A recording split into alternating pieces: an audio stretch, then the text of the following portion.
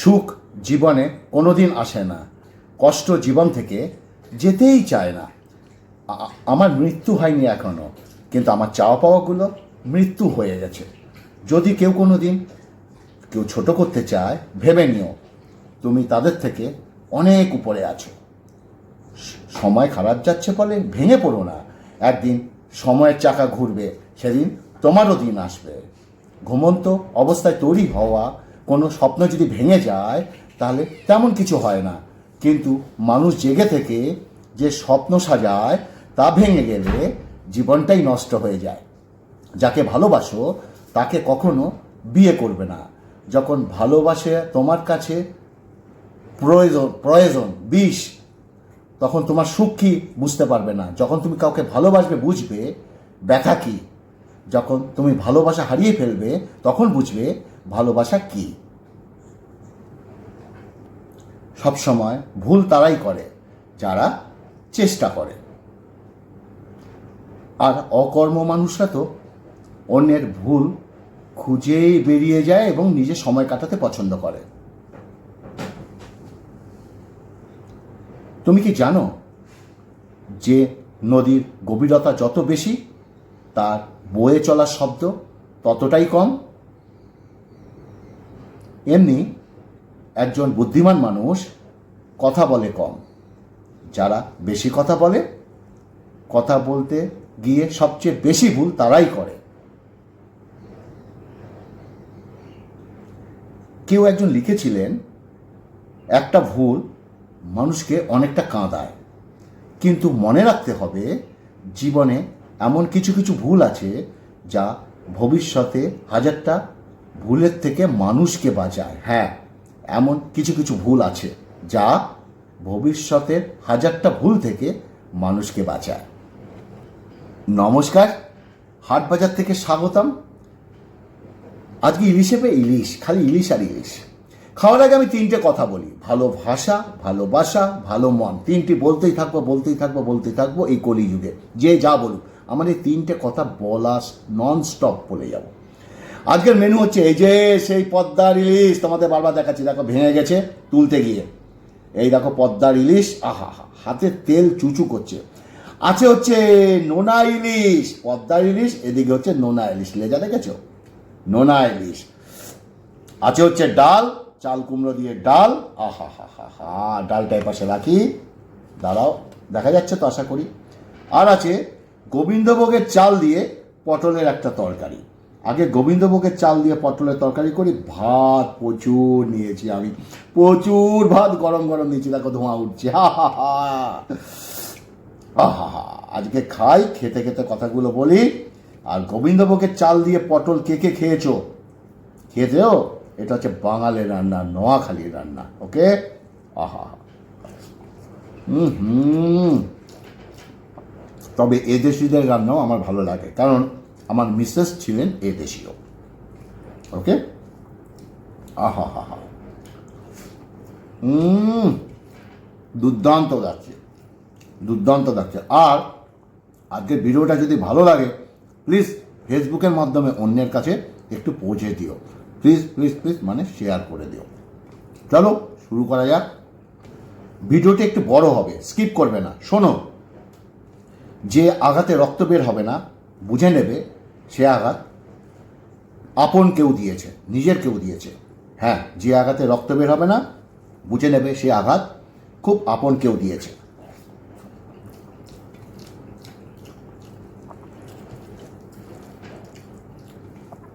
যখন একটি মেয়ে তার পরিবারকে ধোঁকা দিয়ে অন্য একটা ছেলের কাছে চলে যায়, তখন সেই ছেলে একই কথা বলে আঘাত করে যে মেয়েটা পরিবারের মধ্যে পারলো না, সে আমার কিভাবে হবে। হ্যাঁ, যে মেয়ে তার পরিবার হতে পারলো না সে আমার কিভাবে হবে। সে নিজের পরিবারের সঙ্গে সে মেয়ে হতে পারলো না, ছেলেটি ভাবলো আমার কি হবে। শুধুমাত্র প্রয়োজনের সময় তোমার কথা যদি মনে করে তাহলে কষ্ট পেও না, প্রয়োজনের সময় এড়িয়ে চলো। কারণ সোনা মূল্যবান বলেই মানুষ স্বর্ণের কাছে যায়। ভেবে দেখো, একজন অপদার্থ মানুষকে তুমি অনুসরণ করো না। হ্যাঁ, এই জন্য অপদার্থ মানুষকে তুমি অনুসরণ করো না, তাই না? যে মানুষ বিজ্ঞানকে অল্প নিয়ে লাফিয়ে বেড়ায় সে একজন নাস্তিক হবে, এটাই স্বাভাবিক, যে বিজ্ঞান নিয়ে বেশি লাফালাফি করে।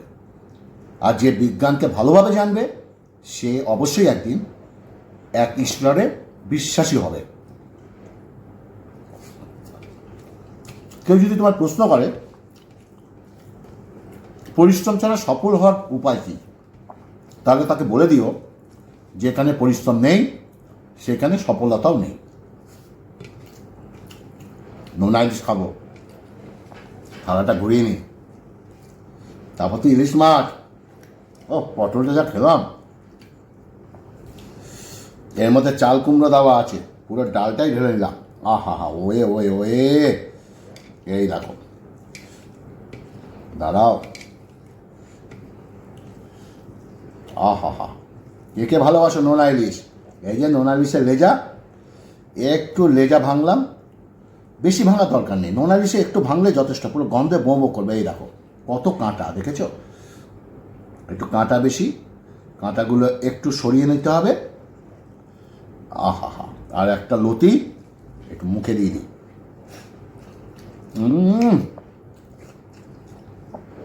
অপূর্ব। তোমার শত্রুকে ধ্বংস করার ফন্দি বানিয়ে জীবনে শত্রু তৈরি হওয়ার পিছনে সেটা ত্যাগ করতে হয়। হ্যাঁ, তোমার শত্রুকে ধ্বংস করার ফন্দি না বানিয়ে জীবনে শত্রু হওয়ার কারণগুলোকে ধ্বংস করো। কী কারণে শত্রু তৈরি হচ্ছে? জ্ঞানী মানুষ বানানোর জন্য যদি একটা বই লেখা হয় তাহলে সত্যতা হবে সেই বইয়ের প্রথম অধ্যায়। একজন মূর্খ মানুষের পরিচয় একটি সামান্য মিথ্যা কথাতেই পাওয়া যায়, একটা মূর্খ লোকের পরিচয়। বুদ্ধিমানেরা তখন কথা বলে যখন তাদের কিছু বলার থাকে না। বোকারা কথা বলে, তারা ভাবে সব সময় কথা বললে তারা মানুষ তাদের জ্ঞানী মনে করে। একটা নতুন সম্পর্কে যাওয়ার আগে একটি কথা সবসময় মনে রাখো, নতুন সম্পর্কে যাওয়ার আগে একত্রিত হওয়ার মানে হচ্ছে কোনো কিছু শুরু, একসঙ্গে কিছু সময় থাকা মানে সম্পর্কের উন্নতি, আর দীর্ঘ সময় একসঙ্গে চলতে পারাটা হচ্ছে সফলতা, তাই না? ভালো লাগছে? একটা সফল মানুষকে বিয়ে করার মাঝে সফলতা ঠিক নয়, কিন্তু একটা পরিশ্রম মানুষকে মনোবল বাড়িয়ে সফলতার পথে তাকে এগিয়ে দেওয়াটা হচ্ছে অ্যাকচুয়াল ভালোবাসার সঙ্গে সফলতা। শুধুমাত্র টাকা পয়সাওয়ালা মানুষ যদি সম্মান পাওয়ার যোগ্য হয়ে থাকে তাহলে একটা মৃত ব্যক্তিকে মাসের পর মাস আইসিইউতে রেখে তার পরিবার থেকে টাকা হাতিয়ে নেয় সেই ডাক্তারগুলো বর্তমান সমাজে তারাই বেশি এখন যোগ্যতা বেশি রাখে। আইসিইউতে রুগী রুকিয়ে ফলস করে পয়সা ইনকাম।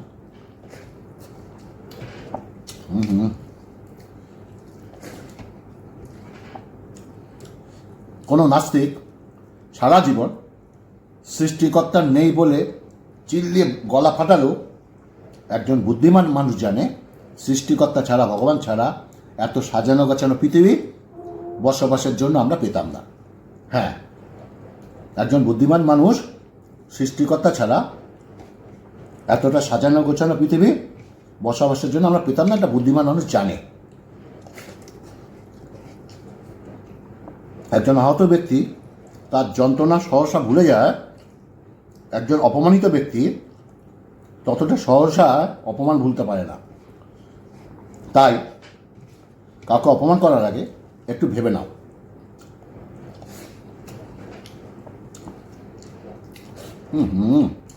হেবি কাটু, একটু ভাত লাগবে, দাঁড়া একটু ভাত নিয়ে আসতে হবে, দাঁড়া খেয়ে নি। হতে পারে তুমি তোমার জ্ঞানের কারণে জীবনে অনেক ভালো কিছু করেছো বা দেখিয়েছো, তাই বলে অহংকার করো না, অহংকার।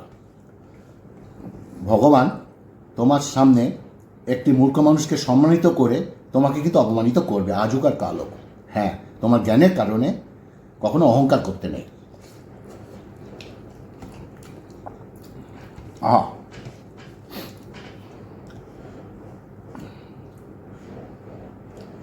নোনা ইলিশ। সূর্যের তাপে সাগর থেকে জল উপরে ওঠে, কিছু সময়ের পর বৃষ্টি হয়ে আবার মাটিতে নেমে আসে। বৃষ্টি যেটা বলছিলাম, আবারও বলছি মাটিতে নেমে আসে। কিন্তু বন্ধু হারিয়ে যাওয়ার পর বন্ধু ফিরে এলো,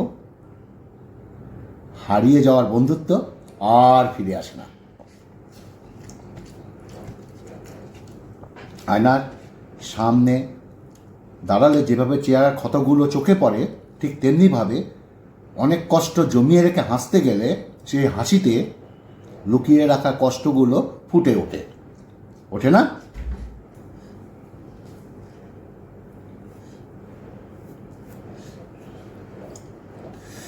ছেলে ভাত এনেছে, একটু ভাত নিয়ে নিই, তারপর কথা বলছি। ইলিশ মাছটা আছে তো, খেলাম। আহা হা হা, এখনো ইলিশ শেষ হয়নি, নোনা ইলিশ দিয়ে মেরে দিলাম। তারপরে তো পদ্মার ইলিশ আছে, বাংলাদেশ পদ্মা। দাম একটু বেশি নিয়েছে, কিন্তু আমাদের কল্যাণীর কাছেই হচ্ছে গেদে বর্ডার, সেই গেদে বর্ডার থেকে মাছটা এসেছে। পিওর পদ্মা, ওকে। আর নোনা শুটকিটা এখান থেকেই নেওয়া।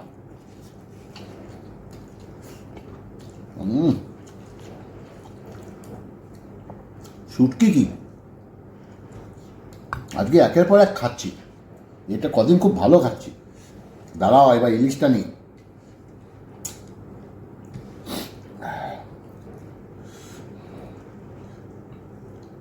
আয়নার সামনে দাঁড়ালে যেরকম চেহারা কতগুলো চোখে পড়ে, যেটা বলছিলাম, ঠিক তেমনিভাবে অনেকটা কষ্ট জমিয়ে রেখে হাসতে গেলে সেই হাসিতে লুকিয়ে রাখা কষ্টগুলো ফুটে ওঠে। কি গন্ধ!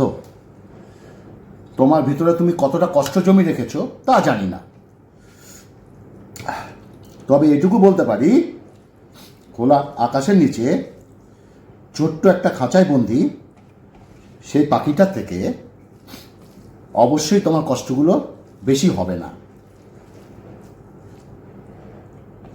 সবাই আমার বন্ধু ছিল, সবাইকে ভালোবাসতাম, কিন্তু খারাপ সময় যখন এলো সবাই মুখ ঘুরিয়ে নিল, আর আমি আমার সত্যিকারের বন্ধু খুঁজে পেলাম।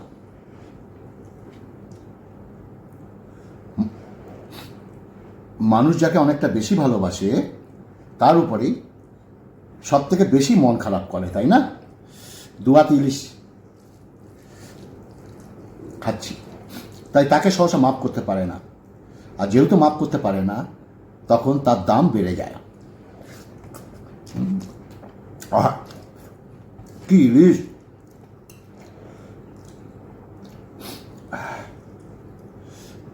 এই সময় তো ইলিশ খেতে হয়, বলো?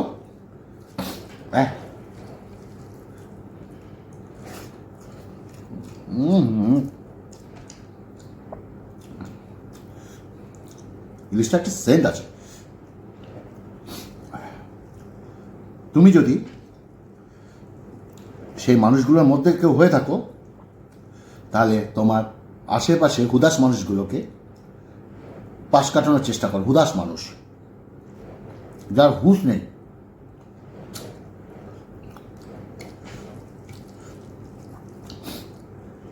আমি বন্ধ করে কাঁদতে পছন্দ করি। হ্যাঁ, আমি বন্ধ করে কাঁদতে পছন্দ করি, কারণ বাইরে তো সবাই হাজারটা প্রশ্ন করে। কেউ কি আমার একটা প্রশ্নের উত্তর দেবে? কেউ কি আছো? অনেকটা দূরে যাওয়ার পরে যেন সব থেকে কাছের মানুষগুলোর পরিচয় পাওয়া যায়। আমি কখনো আমার ভবিষ্যতের কথা ভাবি না, তবে একটি কথা জানো কি, তোকে হারানোর ভয়ে আমার অনেকটা দূরে যাওয়ার পরে কেন সব থেকে কাছের মানুষ বলে পরিচয় পাওয়া যায়। আমি কখনো আমার ভবিষ্যতের কথা ভাবি না, তবে একটি কথা জানো, তোমাকে হারানোর ভয়ে আমাকে আমার শেষ পর্যন্ত থাকবো আমি। জানো, প্রতিটা মুহূর্তে একটি কথা প্রকাশ করে দেয় আমাকে, কেন জানি না মনে হয় আমার ঘুরে ফিরে তুমি আমাকে ভুলে যাচ্ছ আবার। হ্যাঁ, কেন জানি না মনে হয় ধীরে ধীরে তুমি আমাকে ভুলে যাচ্ছ আবার।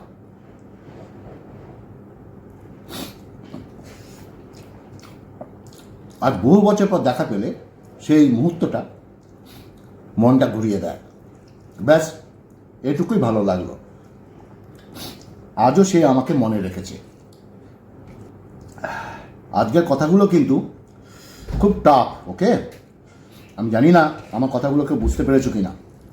সহসা কেউ আমার কথাগুলো বুঝতে পারবে না।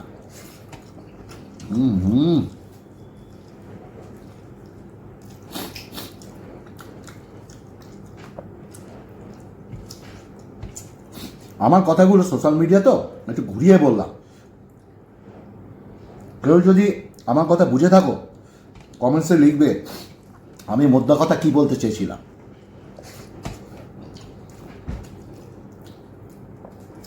প্রচুর ভাত খেয়ে নিয়েছি। চলো,